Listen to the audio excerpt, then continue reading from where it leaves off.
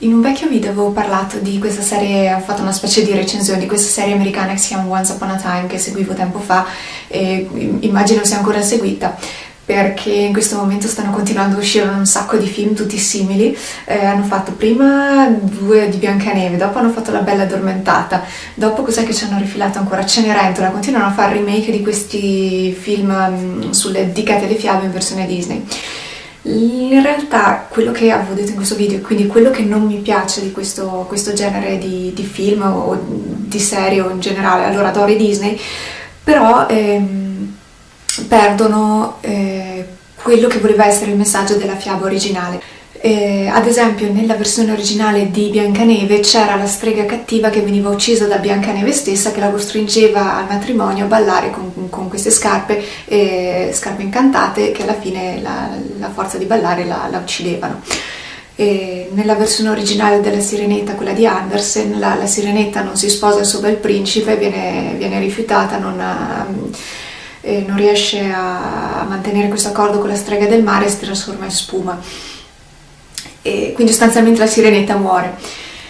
E non è che sia particolarmente sadica e quindi mi piace la versione cattiva della storia, è che la versione originale ti fa rendere conto che sì, il male esiste, bisogna affrontarlo, qualche volta vince, ma bisogna andare avanti. Avevo letto una bellissima citazione sul mio calendario preferito, che è quello che prendo ogni anno, e non ricordo su che mese fosse, diceva: le fiabe non insegnano ai bambini che i mostri esistono, quello lo sanno già, insegnano che i mostri possono essere sconfitti. E nella versione Disney è un po' troppo semplificato. Ho qui il libro dei fratelli Grimm perché oggi parliamo appunto dei fratelli Grimm. I fratelli Grimm erano di Kassel. In realtà non hanno scritto loro le storie tipo Cappuccetto Rosso, aiuto, ricordate una Biancaneve, Fratelli Grimm, dei Fratelli Grimm, Biancaneve. Non hanno scritto loro queste fiabe, è solo una raccolta che hanno fatto di fiabe tradizionali che appunto, essendo tradizionali, avevano questo nella psicologia. Non sono appassionata di psicologia come ben sapete, ma certe cose non si possono fare a meno di sentire. Nella psicologia junghiana si parla di questi archetipi, non saprei neanche come spiegarlo, non capisco niente di psicologia, non saprei neanche come spiegarvelo. Sono simboli che sono insiti nella natura stessa dell'uomo, quindi riferimenti che trascendono la cultura, può esserci lo stesso simbolo, ad esempio l'albero della vita presente nella nostra cultura, come presente nella cultura cinese, come presente nella cultura, non lo so io, di qualche altra parte del mondo. Perché? Perché sono appunto simboli che vanno oltre questi limiti, queste barriere culturali. Sono immagini antiche che arrivano dappertutto. Riassumiamo, non perdiamo altro tempo su questo. Quello di cui volevo parlare di questo perché appunto nel centro della Germania, in zona di Kassel, era la zona in cui sono nati e vivevano i fratelli Grimm. Per cui ovviamente siamo in un'epoca un po' commerciale. Epoca un po' commerciale significa che è stato tutto commercializzato, compresi i fratelli Grimm.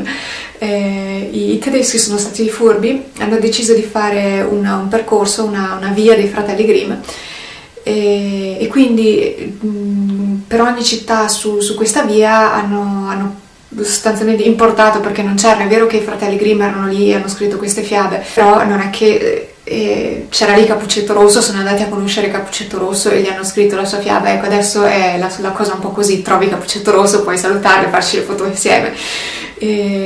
La città di cui voglio parlare oggi, che sono andata a vedere, è Marburg, una cittadina storica molto, molto artistica, molto, molto interessante dal punto di vista architettonico, perché ha tutte queste case tipiche del luogo, quindi con questi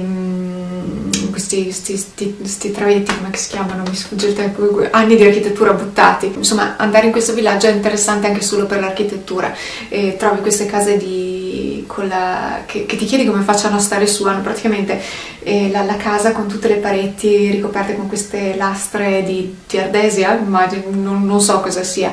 Fa questo effetto di scaglie di pesce che è una cosa caratteristica, non saprei come altro definire, diciamo che da noi non si vede tutti i giorni. Oltre a Budapest ci sono tutti questi percorsi che piacciono un sacco ai bambini con sì, i vari personaggi delle fiabe. Adesso noi abbiamo preso questa scalinata, non te ne accorgi subito, no? Te le devono dire queste cose altrimenti non colleghi.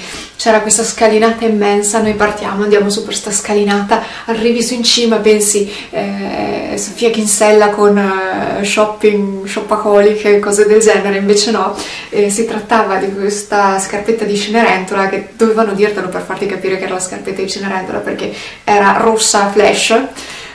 Effettivamente una scarpetta di cristallo si sarebbe vista pochino, ma diciamo era un po' cappacchiana in cartapesta la scarpetta di Cenerentola, perché quello era il castello di Cenerentola, per cui noi abbiamo visto questo castello, abbiamo fatto qualche foto, abbiamo girato per i giardini, e girando per i giardini dici ah cavolo, questa sarebbe perfetta come ambientazione per una delle fiabe. Effettivamente sì, e ci hanno fatto, approfittandone ovviamente, scoprendo questa cosa, hanno fatto anche un teatro lì perché era perfetta come zona. Si vede che questa è una cittadina commerciale appunto perché girando per il paese di solito i tedeschi sono un po' kitsch, no, nelle cose. Lì avevano delle vetrine, anche i negozi avevano delle vetrine veramente ordinate, veramente caratteristiche artistiche molto particolari. Purtroppo non ho fatto la foto a tutte, ho fatto la foto a una sola, ma ecco, erano addirittura da fare le foto alle vetrine. Infatti c'erano i bambini, c'era un signore con i bambini che faceva le foto, ogni vetrina che passava stava facendo tutte le foto.